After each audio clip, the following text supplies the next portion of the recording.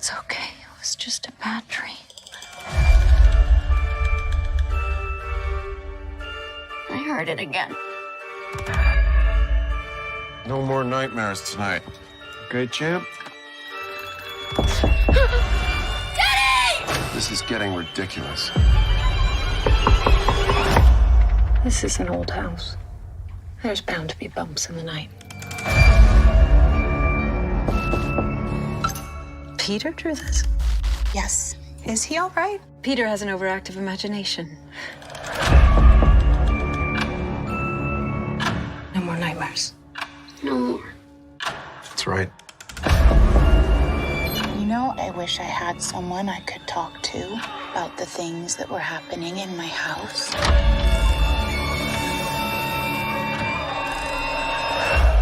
Mom?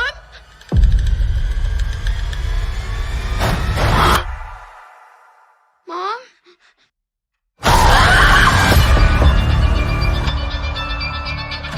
Peter, sometimes you have to make hard decisions to protect your family.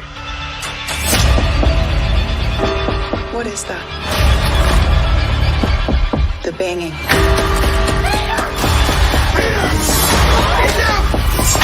Enough! You don't hear anything, Peter.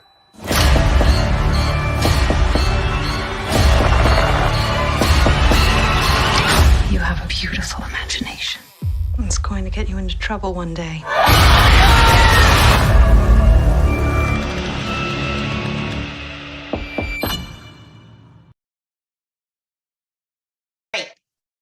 Hello, Kelly. Nice to meet you. Hi, nice to meet you. I have to say, I loved Cobweb. Oh, thank you. Thank you. That's cool. Thanks. It was dark, but not too dark, and it was dark emotionally. I mean, it was a really good film. Thank you. That's so nice to say. It gives courage. Thank you. There is a cat. Sorry. Yeah, that's Star. Anyway. All right. So tell me a little bit about how this movie was developed. So sorry, I didn't hear your question. Can you tell me a little bit how the movie came together? Oh, it was a little bit. It was a little adventure for me. You know, it was my first feature film. It was the first time I worked in English, and it was the first time I worked with an American studio. And it was in the middle of COVID. So, you know, I fall in love with the script, and I make my pitch, you know, to the producers and everything, and go to Los Angeles to present my way to do it at Lionsgate, and then COVID happened. So I say, okay, it's done, it's the end, and they never let the movie fall down, and they fight in the middle of COVID, and they find a way to make us shooting in Sofia in Bulgaria. So it was a weird process with a lot of problems due to the pandemic situation and everything.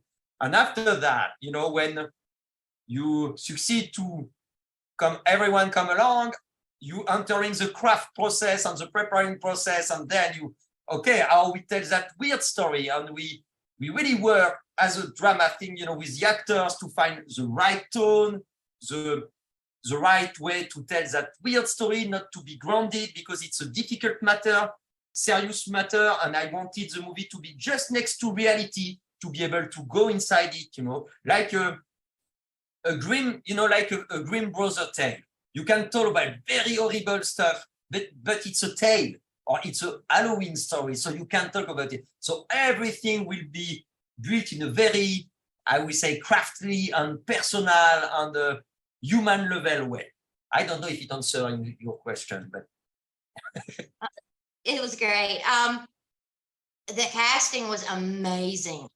I mean, Lizzy, you couldn't get more creepy than that mother who was she was hard to read because she was, you know, in trouble, but at the same time twisted on her own. To be honest, I'm blessed to was able to work with them. And Lizzy has that.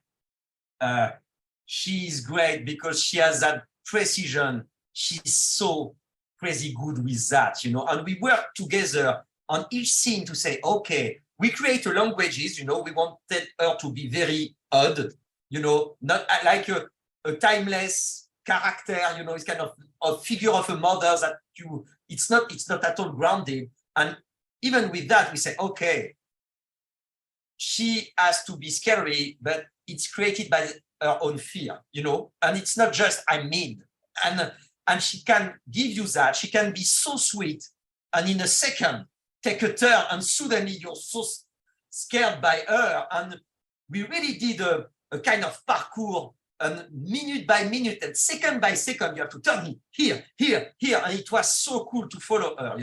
I had the feeling to be on a race car. She was so fast and so good at it.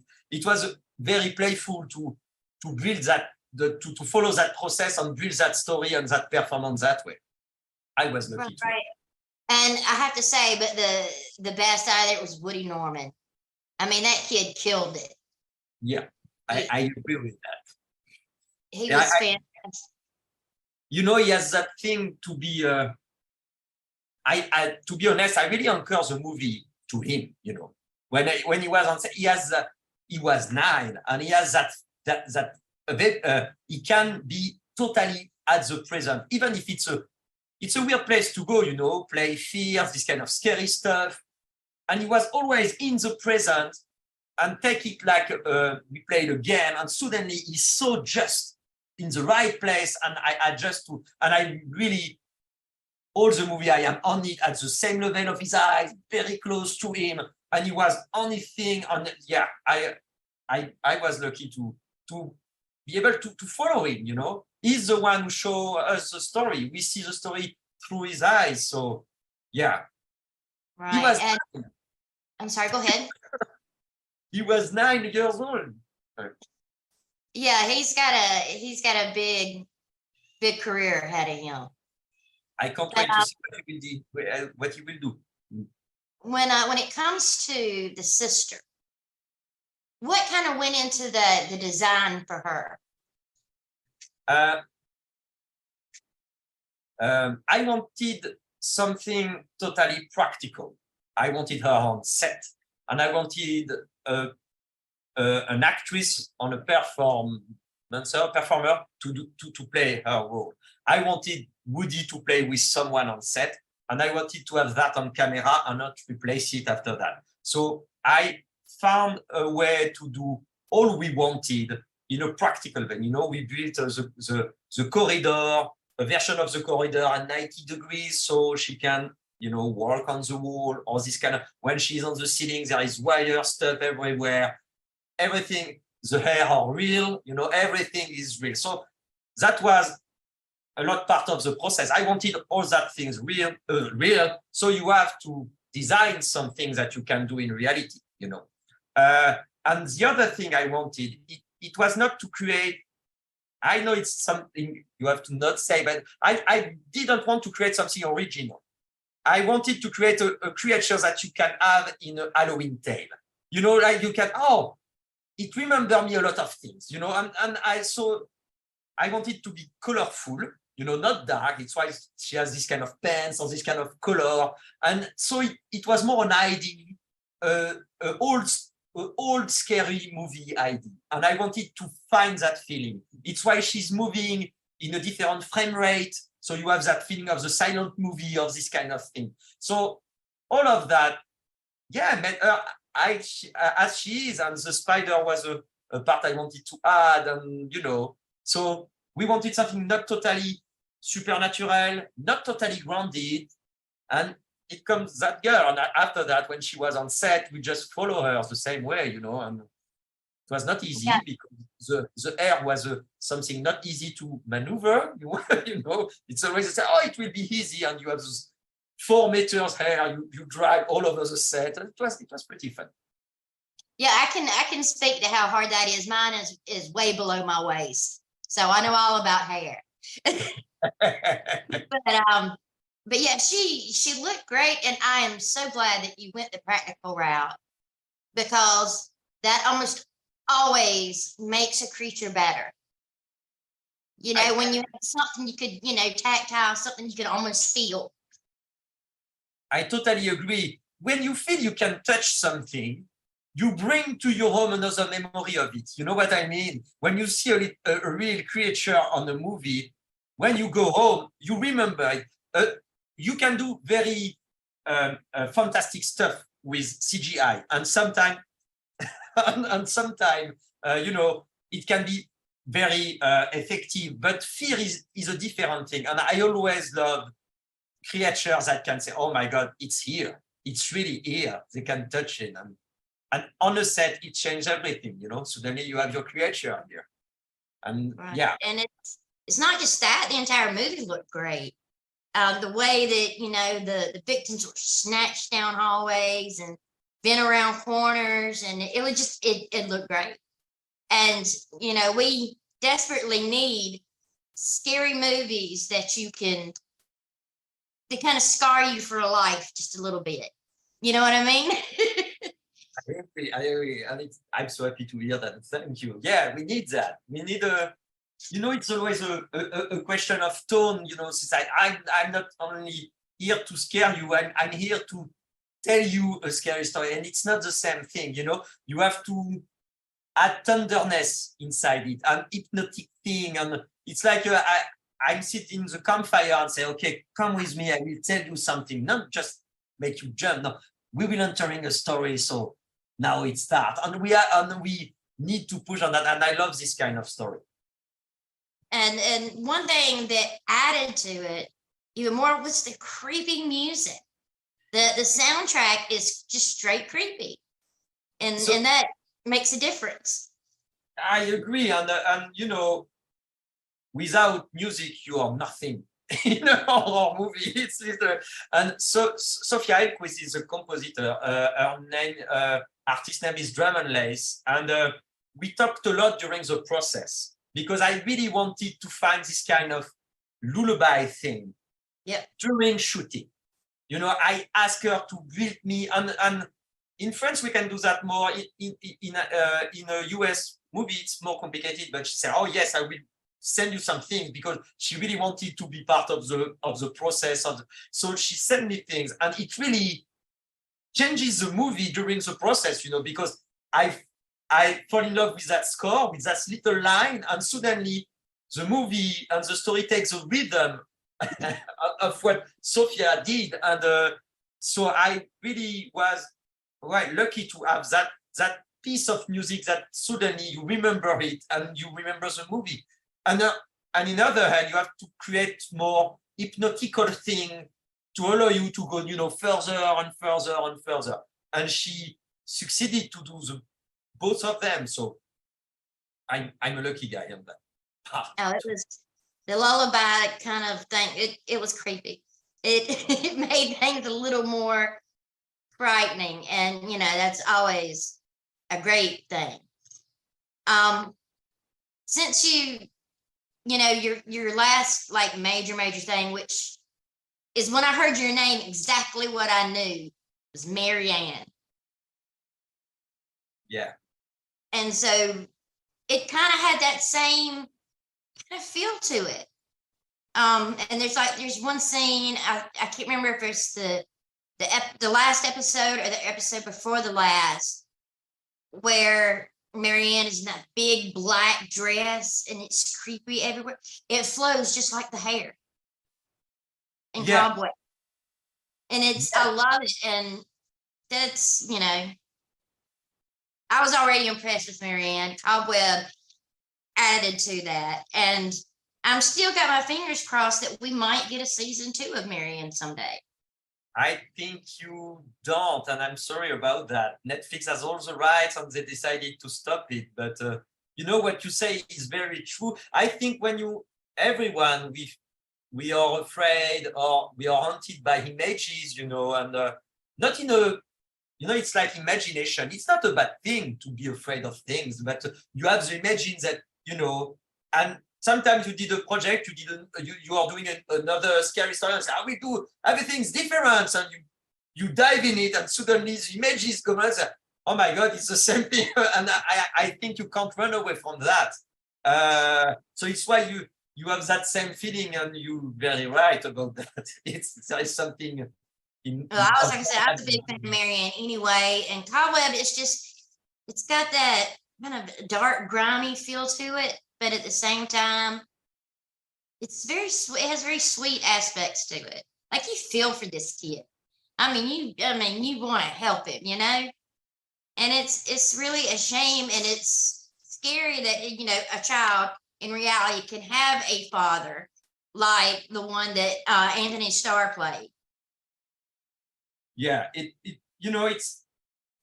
it's complicated matter to tell about, and so important in a way. And I really think that what I love in cinema is that it's a empathy tool.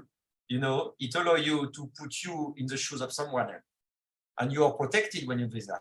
Horror movies are really like that. You can talk about very serious matter, but it's not melodrama. It's horror. So say, okay, it's a horror story, I can say, but you really feel things. So we have to use cinema to, spray empathy. So if a horror movie can allow us to be in the shoes of a kid living that, it will help us as a human being to understand more someone you will cross on the street, and to use stories to do that. I think it's the best way to use story, and it's why I love so much stories.